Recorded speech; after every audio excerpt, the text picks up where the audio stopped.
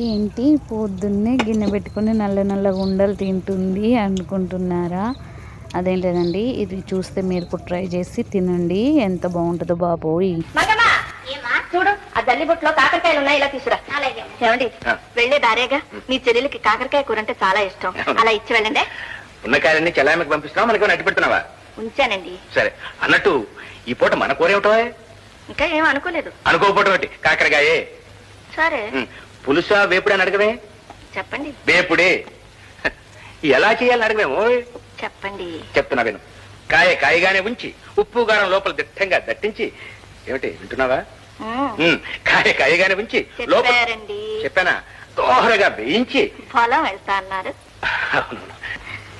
ఇదిగో, దారిలో ఎవరు కనిపిస్తే వాళ్ళతో పురాణం వేసి కూర్చోకుండా చివరి రౌండ్ కాకరకాయలను చూసుకొని తోకలు కట్ చేసి దాంట్లో ఉన్న గింజలు తీస్తే తీయచ్చు, లేకపోతే లేదు. వన్ సైడ్ తీసేసిన, వన్ సైడు నేను పెట్టుకున్నది చక్కగా. ఏంటి ఫస్ట్ పెట్టుకునేది అంటే పల్లీలు, నువ్వులు, జీడిపప్పు, మీకు ఇష్టం, కొత్తిమీర, కరివేపాకు, కొంచెం సాల్ట్ వేసి మిక్సీ పట్టేసి పక్కన పెట్టుకొని ఆ కాయల్ని కట్ చేసి కాయలల్లో చక్కగా మొత్తం పెట్టేయాలి.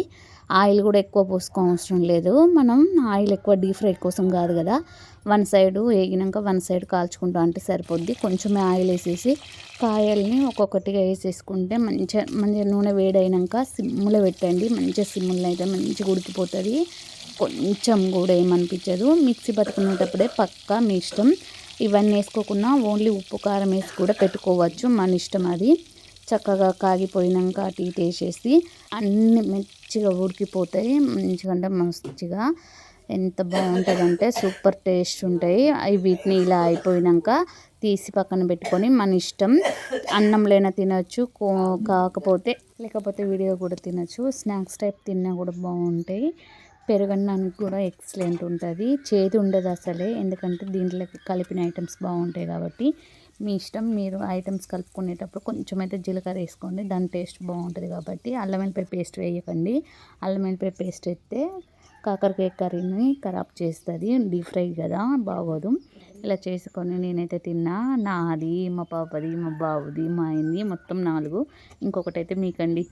అయితే చక్కగా అంటే చాలా చక్కగా ఉన్నాయి. ఒకసారి మీరు కూడా ఇలా ట్రై చేయండి. ఇలా చేసుకున్నప్పుడు ఇలా తినలేను అనుకుంటే మామూలుగా కర్రీ వండుకోవచ్చు. ఆనియన్స్ కోసుకొని మంచిగా తాలింపు వేసేసుకొని ఉడికిపోయాక ఈ ముక్కల్ని కూడా వేసేసి వండుకోవచ్చు, కొంచెం సూప్ లాగా. నేనైతే 3 తినేసా, 2 అయితే సూప్ చేసా రమేష్ కోసం, 3 కాయలు అయితే నేనే తినేసా. ఇట్లా ట్రై చేయండి ఫ్రెండ్స్, బాగుంటుంది.